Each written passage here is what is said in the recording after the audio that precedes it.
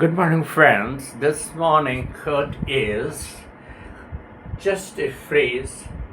Education is simply the soul of a society as it passes from one generation to another.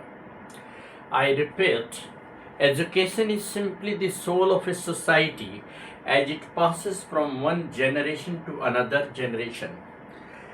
There is no denying the fact that education is the soul of the society that passes from one generation to another generation.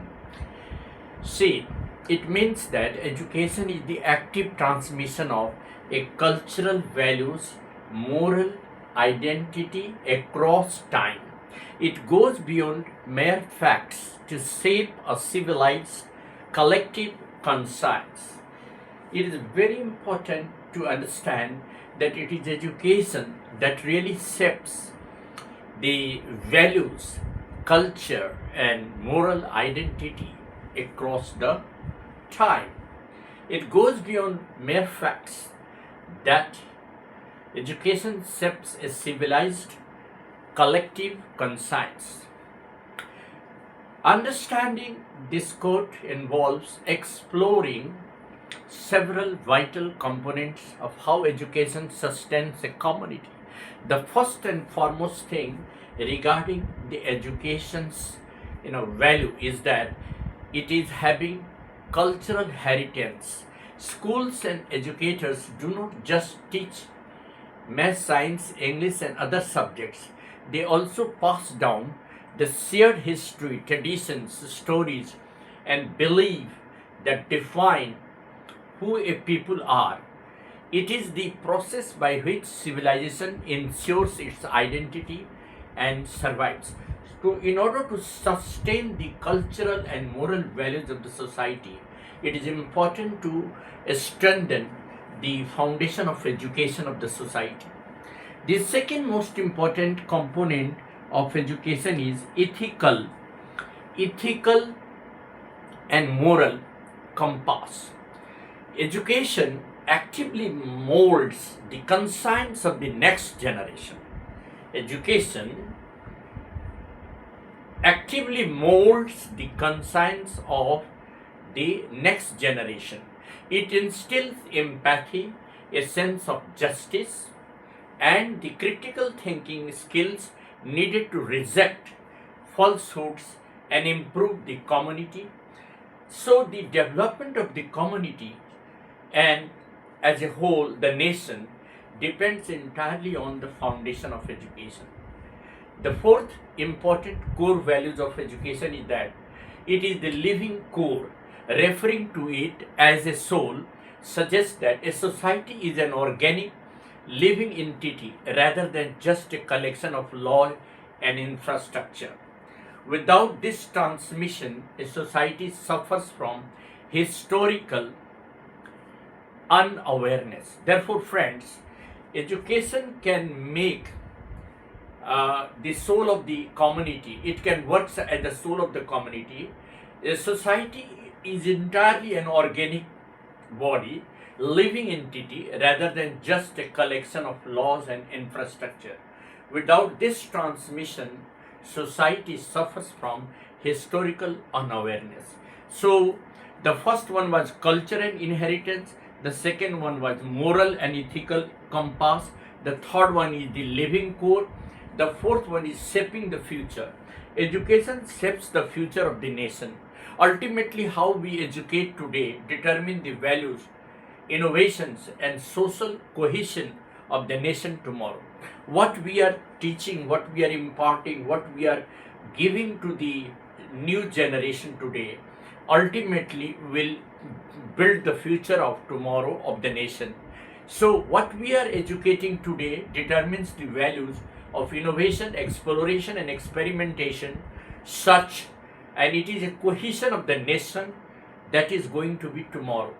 So, if you really want to build the community which is culturally strengthened, socially and morally high, and which also becomes a core organic body of this entity of the society, then you will have to strengthen the foundation of education. It is education that brings about a drastic change in the perception of the people, the working of the people, and altogether the understanding of the people. The schools and educators do not just teach, you know, subjects; they also pass down this and share the history, traditions, culture, stories, belief, and they define who a people are. It is the process by which civilization ensures its identity and survives. So, in order to sustain the cultural, social, and moral ethics of the society, we have to really strengthen the foundation of education. But the irony is that we sometimes, you know, make education a secondary affair of the nation. Whereas in many of the countries, education is the primary affair, primary work of the nation. It is the soul of the nation. Contrary to India, in Japan, in China, in other countries, that they are also developing countries, the education has been given the primary, faculty, primary department, and it is given the highest share of the fund, highest share of the, you know, uh, budget every year. So India should also, allocate some more funds for the development of education, particularly the elementary education. The primary education in India is the most, neglected one.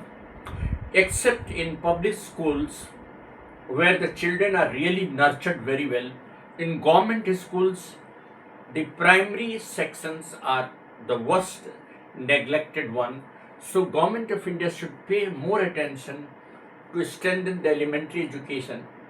The program of feeding the children should be separately handled by another NGOs. It should not be assigned to the teachers, because they remain involved in feeding the children and the work of studies is hampered.